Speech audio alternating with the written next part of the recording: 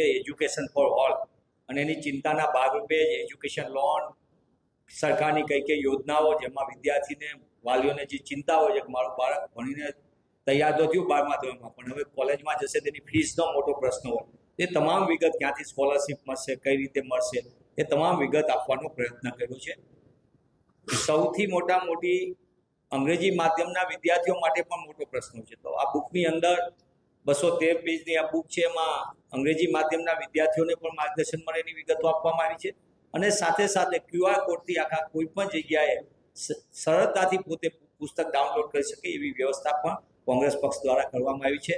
માનનીય પ્રદેશ અધ્યક્ષશ્રીને જ્યારે વિનંતી કરી કે આ પુસ્તકનું વિમોચન, એમને સૌથી પહેલા કીધું હતું કે આ પુસ્તક સરળતાથી સામાન્ય માણસના મોબાઈલમાં કેવી રીતે ઉપલબ્ધ થાય, કઈ રીતે કરી શકાય, અને સાથે સાથે વિદ્યાર્થીને વાલીઓ માટે અલગ અલગ કોર્સ, માત્ર એન્જિનિયરિંગ ને મેડિકલ જ નહીં, પણ એના સિવાયની અનેક કારકિર્દીઓ એવી છે કે જે સૌને ઉપયોગી થઈ શકે, અને એ માહિતીના આધારે જો એ અભ્યાસક્રમમાં એ જોડાય તો એનું ઉજ્જવળ ભવિષ્ય બની શકે, એનો વિશેષ ખ્યાલ રાખવામાં આવ્યો છે.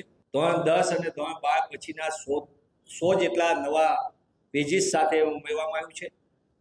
ગુજરાત અને દેશમાં કૃષિ પછીના અભ્યાસક્રમો, એગ્રીકલ્ચર, એના અભ્યાસક્રમ માટેની માન્યતા પ્રાપ્ત સંસ્થાઓ માટેનું પણ વિશેષ માહિતી આપવામાં આવી છે. દિવ્યાંગ બાળકો માટેની પણ જુદા જુદા અભ્યાસક્રમો છે, સર્ટિફાઈડ કોર્સિસ છે, એની પણ માહિતી આપવામાં આવી છે. અને ખાસ કરીને ઘણા લોકોને એવી તકલીફ છે કે અમે રેગ્યુલર અભ્યાસક્રમ નથી કરી શકતા, તો વોકેશનલ અભ્યાસક્રમની પણ વિશેષ માહિતી આપવામાં આવી છે.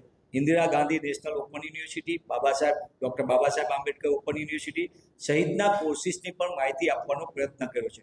સૌથી અગત્ય, માહિતી અતિ લેખ સ્વરૂપે કરવા કરતાં સરળતાથી સમજ પડે અને એને વિશેષ રસ પડે, રુચિ ઊભી થાય, તો એ વેબસાઇટ ઉપર જઈને એ સચોટ માહિતી સરળતાથી મેળવી શકે એવો પ્રયત્ન કરવાનો પણ ગુજરાત પ્રદેશ કોંગ્રેસ સમિતિ દ્વારા મેં પ્રયત્ન કર્યો છે. જે વિદ્યાર્થીમાં જે ટેલેન્ટ છે, જે ક્ષમતા છે ને જે બનવા માંગે છે, એને યોગ્ય માર્ગદર્શન એ અમારા સાથી મનીષભાઈ દોશી દ્વારા પ્રાપ્ત થઈ રહ્યું છે.